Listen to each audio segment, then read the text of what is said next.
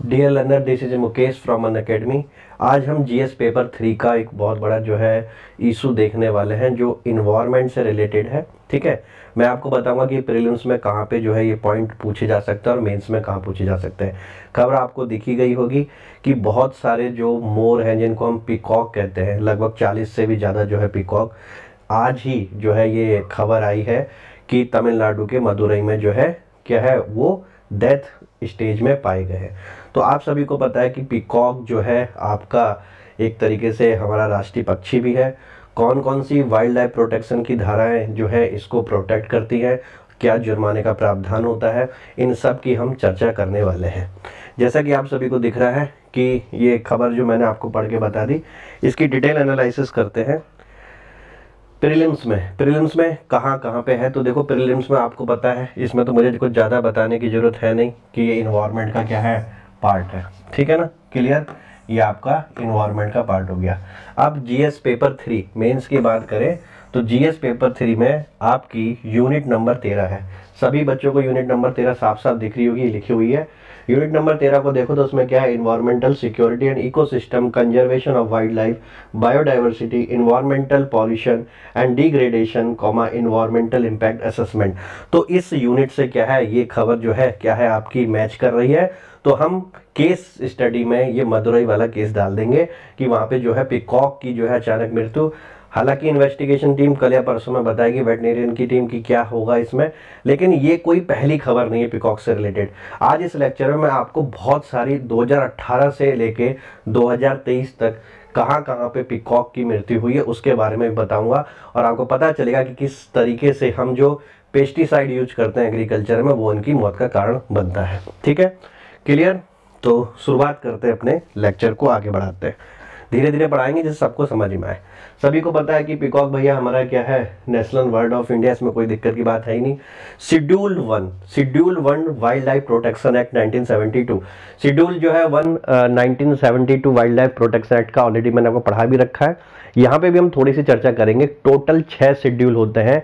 Schedule 1 में वह animal protect होते हैं जो हाईली इंडेंजर्ड कैटेगरी में होते हैं, जैसे उसमें से एक पीकॉक भी है, बंगाल टाइगर हो गया, ब्लैक बग हो गया, स्नो लिपर्ड हो गया, इस तरीके से और बहुत सारे क्या हैं आपके एनिमल्स प्रोटेक्टेड है। अगर इनकी कोई भी पोचिंग करता है, ठीक है, अगर इनका कोई भी जो है शिकार करता है, ठीक, तो पोचिंग करने में इसमें आपका 7 साल तक की क्या है सजा का प्रावधान है। 7 साल की सजा का प्रावधान, और उसके साथ साथ 10,000 रुपये तक का क्या है जुर्माने का क्या है इसमें प्रावधान है।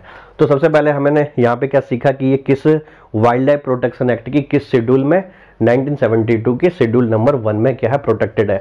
और शेड्यूल नंबर 1 में जो प्रोटेक्टेड है ना, अगर उनकी पोचिंग करता है, कोई शिकार करता है, तो बहुत ही क्या है सीवियर और हैवी पनिशमेंट का क्या है प्रावधान है। ठीक, क्लियर। आगे देख लेते हैं कि रीजन क्या क्या है। देखो रीजन आपको इस समय 2 फोटो दिख रहे होंगे, ये पी हैन है और नीचे वाला पीकॉक है, यानी कि ऊपर वाली फीमेल नीचे वाला मेल। जो फीमेल है, ठीक है, उनके जो है इस तरीके से पूरे पंख नहीं खुलते हैं, ये आपको पता ही होगा। तो पी हैंस का मीट जो है क्या है खाया जाता है। और यह भी बोला जाता है कि जो इसके लेग्स हैं, ठीक है, इसमें ऐसा माना जाता है, बिलीव किया जाता है कि कुछ मेडिसिनल प्रॉपर्टी है, इस कारण इसका क्या करते हैं लोग शिकार करते हैं। रही बात पिकॉक की, अगर हम देखें तो पिकॉक का शिकार ज़्यादातर उनके पंखों के लिए होता है, और पंखों के अलावा ऑर्नामेंटल पर्पस में जो है ये फीदर क्या है आपके यूज़ किए जाते हैं। तो ये तो मोस्ट कॉमन रीजन हो गए पी हैन और पिकॉक के कि क्यों उनकी हंटिंग की जाती है। ठीक है, आगे बढ़ते हैं। तो जो पहले इवेंट हुए, जैसा कि मैंने आपको बताया कि ये आज आपको नई घटना लग रही होगी, लेकिन इस घटना को अगर हम कवर करें तो ये 2018 से पहले की भी घटना है। कहीं ना कहीं भारत के किसी न किसी कोने में ऐसी घटनाएं पाई गई हैं।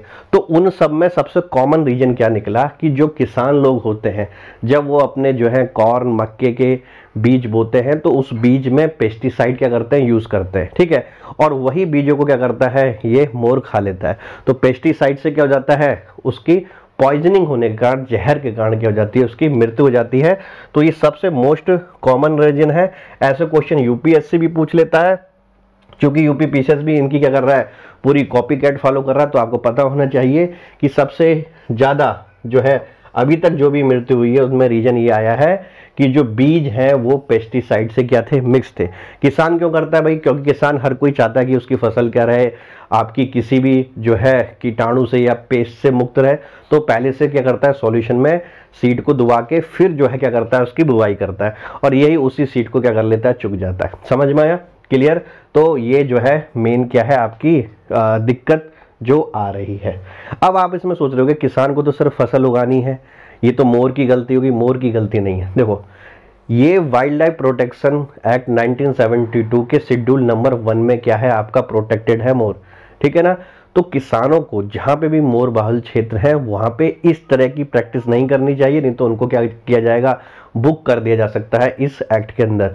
और बहुत सारे किसानों को अर्लियर, यानी कि अगर हम भूतकाल में बात करें तो क्या है, सजा भी हुई है, क्योंकि ये राष्ट्रीय पक्षी है, ठीक है। आप ये नहीं कह सकते कि भैया मैं अपने खेत में बीजों को डाल रहा हूँ पेस्टिसाइड लगा कि इससे आपको क्या मतलब, ठीक है ना, ऐसा नहीं हो सकता। और दूसरी बात जो है, ये एक तरीके से बायोडाइवर्सिटी लॉस होने का भी कारण बन सकता है, इन्वायरमेंट का जो इकोसिस्टम है उसको डिसबैलेंस का भी काम कर रहा है, ठीक है। तो इसमें काफ़ी क्या है, आपके इन्वायरमेंटल इशू भी लगे हुए हैं। अब वाइल्ड लाइफ प्रोटेक्शन एक्ट, ठीक है, वाइल्ड लाइफ प्रोटेक्शन एक्ट को पूरा डिटेल में हम पढ़ेंगे। उससे पहले मैं आपको कुछ जो है वेबसाइट से डायरेक्ट जो है खबर दिखाता हूं। तो थोड़ा मैं साइड में हो जाता हूं, ठीक है। आप इन खबरों को देखिए कि सही में ये कितना बड़ा इशू है, और ये आज का नहीं है, बहुत पहले का इशू है। इस पीपीटी पे मैं दोबारा आऊंगा तो थोड़ी देर के लिए इसे मैं डाउन कर रहा हूं, ठीक है। स्मार्ट बोर्ड पे यही फायदा होता है कि आपको और भी चीजें देखने का मौका मिल जाता है, ठीक। तो ये देखिए, ये खबर देखिए, ये इंडिया टुडे की खबर थी, ठीक है ना। और ये जो खबर है आपकी कब की है, मैं ये भी आपको थोड़ा सा दिखा देता हूँ, ठीक। ये जो खबर है आपकी 2022 30 नवंबर की, 15 पिकॉक को पॉइजन्ड कर दिया गया, मतलब जहर दे दिया गया, ठीक है। और उसमें एक किसान को जो है अरेस्ट भी किया गया था, ठीक है। इंडिया टुडे ने छापी है, तो कोई हम कॉपीराइट नहीं कर रहे, पूरा सोर्स उनका दिखा रहे हैं कि भैया ये उन्हीं की खबर है, ठीक है। दूसरी खबर की अगर हम बात करें तो मेरे को काफ़ी टेढ़ा होना पड़ता है, ऐसे हो जाता हूँ मैं। दूसरी खबर देखो ये, ठीक, ये 2020 की खबर है, अगेन तमिलनाडु में ही, ठीक है। 28 पिकॉक मिस्टीरियस जो है आपके जो है रहस्यमयी कंडीशन में क्या हो गए, मर गए। ये टूटीगोरिन, ठीक है, सेम तमिलनाडु का एपिसोड। फिर इसके आगे और जाएं हम तो दिखाते हैं आपको ये खबर। ये खबर जो है आपकी 2018 की, मैंने कहा ना ये आज का इशू नहीं, 2018 तक का इशू है। ये भी एनडीटीवी ने कवर करी थी, तो कॉपीराइट का कोई इशू नहीं, क्योंकि हम उनका सोर्स मेंशन कर ही रहे हैं कि एनडीटीवी ने भी दिखाया था कि 47 पिकॉक जो है आपके, ये कहाँ पे थे आपके ये मदुरकंटम डिस्ट्रिक्ट में जो है, ये भी तमिलनाडु के क्षेत्र की बात हो रही है, ठीक है। सबका जो रीजन है वो क्या है, एकदम कॉमन आ रहा है। और द हिंदू ने भी 2018 में इसको करा था कि 43 के आसपास मोर, ये आपको दिखना दुख न दर्द भरा सीन है, दिख रहा है ना आपको, 43 पिकॉक द हिंदू ने कवर करी थी 2018 अगस्त की, ठीक है। तो ये कोई नया इशू नहीं है कि आज इशू आया इसका वीडियो बना दिया, बहुत कॉमन जनरल प्रॉब्लम हो चुकी है, और जनरल प्रॉब्लम हो चुकी है तो आपकी कॉपी में आनी चाहिए, ठीक है। इसको आप मैन एनिमल कॉन्फ्लिक्ट में भी डाल सकते हैं, ठीक है। सस्टेनेबल एग्रीकल्चर क्या होनी चाहिए, ये तो अनसस्टेनेबल एग्रीकल्चर प्रैक्टिस है ना। अगर किसान अगर ऐसा पेस्टिसाइड का यूज कर रहा है, मोरों की मृत्यु हो रही है, तो ये अनसस्टेनेबल है, ठीक है। तो की टर्म को पकड़ने की कोशिश करो। बाकी फिर से हम अपनी क्या करते हैं, स्लाइड पे आ जाते हैं और वाइल्ड लाइफ प्रोटेक्शन एक्ट को डिटेल में समझते हैं, ठीक है ना। क्लियर? ये स्लाइड हमने देख ही ली थी, ठीक, ये भी हमने देख ली थी। जो भी मैंने वेबसाइट दिखाई उसमें प्रॉपर जो है हमने जो है जो भी न्यूज़ पेपर है, ठीक है, या जो भी न्यूज़ चैनल है उनका नाम जो है प्रॉपर वहाँ पे मेंशन किया ही है आपको, ठीक। अब हमें क्या पढ़ना था, ये पढ़ना था, ठीक है। हालांकि एनवायरनमेंट में पढ़ा चुका हूँ, मैं दोबारा एक सुपरफिशियली तरीके से पढ़ाता हूँ। देखो, वाइल्ड लाइफ प्रोटेक्शन एक्ट में कितने एक्ट होते हैं, एक्ट नहीं कितने शेड्यूल होते हैं, 6 शेड्यूल होते हैं। पहला शेड्यूल में सबसे ज़्यादा जो मोस्ट वल्नरेबल है, ठीक है, जो इंडेंजर्ड स्पीसीज है उनको क्या किया जाता है, प्रोटेक्ट किया जाता है। तो आप देखिए इसको, ठीक है, शुद्ध हिंदी में भी बोल रहा हूँ जिससे इंग्लिश हिंदी दोनों माध्यम को समझ में आए। शेड्यूल 1, और ये पेपर में पूछा जाता है कि शेड्यूल 1 में कौन कौन प्रोटेक्टेड है, शेड्यूल 2 में कौन सा प्रोटेक्टेड है, शेड्यूल 5 बहुत ही अलग सी है क्योंकि उसमें वर्मिन होते हैं, वो सब सिखाऊंगा वर्मिन क्या होता है।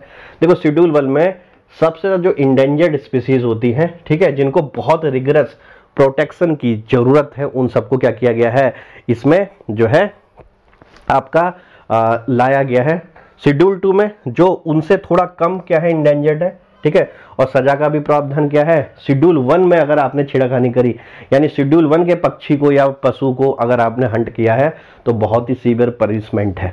शेड्यूल 1 में कौन कौन सी चीजें, अगर आप उसको लिखना चाहें तो मैं लिखवा देता हूं, ठीक है। क्लियर, सभी को समझ में आना है। जैसे कि आपका बंगाल टाइगर हो गया, क्लाउडेड लेपर्ड हो गया, हिमालयन बियर हो गया, और कश्मीरी जो है स्टेग हो गया, फिशिंग कैट हो गया, ये सब क्या है, शेड्यूल 1 में है। शेड्यूल 2 में मैंने बताया कि जो कम प्रोटेक्टेड, जो कम जो है इंडेंजर्ड होती है उनको प्रोटेक्ट किया जाता है, ठीक है। इनको भी प्रोटेक्ट, हाई प्रोटेक्शन ही दिया जाता है, ठीक है ना। शेड्यूल 2 में कौन कौन है आपके, आसाम मकाक है, हिमालयन ब्लैक बियर है, स्पर्म बेल है, ये सब जो है शेड्यूल नंबर 2 में आती हैं, ठीक। शेड्यूल नंबर 3 की बात करें और 4 की बात करें तो जो आपकी जो इंडेंजर्ड स्पीसीज, ठीक है, जो 1 और 2 में लिस्टेड नहीं है वो 3 एंड 4 में है। शेड्यूल 5 सबसे ज्यादा इंपॉर्टेंट, पेपर में पूछा जाता है, क्यों, क्योंकि शेड्यूल 5 में एक कॉन्सेप्ट है वर्मिन का। वर्मिन का मतलब क्या होता है, देखो, अगर कोई पशु पक्षी, ठीक है, कोई भी एनिमल अगर वो कुछ नुकसान पहुंचा रहा है, जैसे किसानों को बहुत नुकसान पहुंचा रहा है उनकी फसलों को, जैसे नील गाय का नाम आपने सुना होगा, ठीक है, या कुछ पशु पक्षी उसको बीमारी हो गई है, वो बीमारी फैल सकती है, ठीक है, वो क्या ऐसी जूनोटिक डिसीज है जो इंसानों में भी आ सकती है, तो उसको क्या कर सकते हैं, हंट कर सकते हैं। और सरकार खुद ही, चीफ वार्डन खुद ही क्या करता है, हर जिले में घोषित करता है कि स्टेट गवर्नमेंट की परमिशन की इसको वर्मिन घोषित कर दे, यानी अगर आप इसका शिकार करते हो, मारते हो, तो आप पे कोई भी पनिशमेंट का शिकार नहीं हो पाओगे, ठीक है, मतलब कोई पनिशमेंट आपको नहीं लगेगी, इसको बोलते हैं आप वर्मिन, ठीक है ना।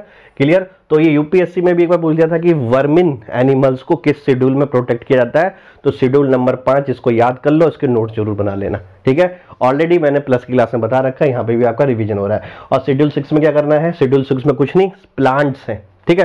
देखो याद करना बहुत आसान है। शेड्यूल 1 बोले तो हाईली इंडेंजर्ड स्पीसीज को क्या किया गया, प्रोटेक्ट किया गया है। शेड्यूल 2 में उसके बाद वाली को, ठीक है, जो 1 और 2 में नहीं है एनिमल्स, वो 3 और 4 में गए हैं। 5th में क्या गए हैं, आपके वर्मिन जाते हैं, ठीक है, जिनको जो है हम हंट कर सकते हैं, ठीक है। और हर प्रदेश में अलग अलग वर्मिन हो सकता है, ऐसा नहीं कि यूपी में जो वर्मिन घोषित है वो आपने बिहार में भी जो है हंट कर दिया और बोला, नहीं, बिहार में, बिहार स्टेट में हुआ कि वहां पे कौन वर्मिन है, ठीक है ना। क्लियर। और आपकी शेड्यूल नंबर 6 में तो प्लांट होते हैं, तो 6 बहुत इंपॉर्टेंट है क्योंकि प्लांट से रिलेटेड है, और 5th जो है वर्मिन एनिमल से रिलेटेड है, ठीक है, और 1 तो क्या है, हाईली प्रोटेक्टेड है। और मोर किस में आता है, आपका शेड्यूल्ड 1 में आता है। तो आखिरकार मैंने लगभग आपको शेड्यूल सिखाई दी है, ठीक है। तो ये ऑल अबाउट जो था आज की छोटा सा लेक्चर था। बस इसमें याद रखना कि देखो जो भी हम क्लास लेंगे यूट्यूब पे, उसमें हम यह आपको जरूर दिखाएंगे, ये जानना जरूरी है। मैं हर बच्चों को बोलता हूँ सिलेबस याद रखो, आपको पता होना चाहिए एटलीस्ट, तभी आप समझ पाओगे कौन सी न्यूज़ कहाँ पे काम आएगी। और सभी बच्चे 4 फोल्डर, ठीक है, अब तो बल्कि ये 6 फोल्डर मेंटेन करने पड़ेंगे। तो मैं फिर से आपको बता देता हूँ कि क्या हमारा पढ़ाने का तरीका होगा जिससे आपको फायदा हो। 6 फोल्डर, 6 रिंग फाइल आप क्या कर लीजिए, खरीद लीजिए। रिंग फाइल समझते हो ना, जिसमें वो A4 शीट होती है, ठीक है, उसको आप पंच करके उस फाइल में लगा देते हो। आप रिंग फाइल आराम से किसी को ही बोलोगे, दुकान वाले को दे देगा। अब उसमें क्या करना है, हर एक पेपर की एक होगी, यानी जीएस पेपर 1 की, जीएस पेपर 2 की, जीएस पेपर 3 की, जीएस पेपर 4 की, और जो नए ऐड हुए 5 और 6 की। हमें क्या करना है, पहले तो इनके सिलेबस को याद करना। सिलेबस याद करना बहुत जरूरी है। जब हमें सिलेबस याद होगा तो कोई भी न्यूज़पेपर, चाहे द हिंदू हो, चाहे इंडियन एक्सप्रेस हो, या आपका कोई भी लोकल न्यूज़पेपर हो, या कोई आप खबर संसद टीवी पे देख रहे हो, ठीक है, या आप जो है किसी भी न्यूज चैनल पे देख रहे हो, अगर आपको लग रहा है कि आपके सिलेबस से रिलेटेड है, ठीक है, तो उसके क्या करनी है, आपको थोड़ी सी समरी लिखकर उस फोल्डर में डाल देनी है, ठीक है ना। जैसे मान लो साइक्लोन से रिलेटेड कोई चीज आ गई, ठीक है, जैसे कि सुनामी से रिलेटेड कोई चीज आ गई, माइग्रेशन से रिलेटेड कोई डेटा आ गया, तो ये सब क्या है, GS1 में। सोसाइटी से रिलेटेड डेटा आएगा, GS1 में डालोगे, ठीक है। गवर्नेंस से रिलेटेड कोई डेटा आ रहा है तो उसे GS2 के वाले फोल्डर में डालोगे, ठीक है। ऐसी economics, environment, internal security, disaster management, इनसे रिलेटेड पेपर 3 में डालोगे। एथिक्स से रिलेटेड है पेपर 4 में, और यूपी से रिलेटेड जो 5वां और 6ठा है उसको भी क्या करो, डालोगे, ठीक है ना, उस फोल्डर में। तो उससे क्या होगा, 6 महीने बाद या 3 महीने बाद आपके सारे फोल्डर में कुछ ना कुछ क्या होगा, मैटर होगा, जिसको आप कोरिलेट करोगे। देखो मेंस में अगर नंबर लाने हैं तो वो किताबों से नहीं आने हैं, ठीक है, ना ही उन जो यूनिटें हैं उनको गूगल करने से आने हैं। उनमें क्या क्या खबरें आई हैं, क्या क्या कोरिलेशन आप वहां पे कर सकते हो करंट का, वही बच्चा सबसे अच्छे नंबर लेके जाएगा। तो एक हेल्दी प्रैक्टिस है, करना चाहो तो कर सकते हो, नहीं करना चाहते हो तो आपकी मर्जी, लेकिन मैं तो एडवाइस करूंगा कि मैं भी जो भी खबर पढ़ाऊँ आपको पता होना चाहिए वो किस फोल्डर में जानी है। यही सेम चीज़ हमने प्लस मैन अकेडमी के फॉलो करी थी और वहाँ पे भी रिजल्ट काफ़ी अच्छा रहा था। इससे आपकी आंसर राइटिंग भी क्या होती है, काफ़ी मजबूत होती है। ठीक है, तो मिलते हैं अगले लेक्चर में। ये लेक्चर कैसा लगा कमेंट बॉक्स में जरूर बताना और लोगों को शेयर जरूर करना, जिससे लोगों को पता चले कि यूट्यूब से भी फ़ायदा उठाया जा सकता है और अखबार पढ़ने से सिलेक्शन जल्दी होता है। किताबों से भी जल्दी ज़्यादा फ़ायदा आपको ये कुछ अखबार देंगे जो आप पढ़ना चाहो। ठीक है, thank you very much, have a good day and happy Holi to all of you.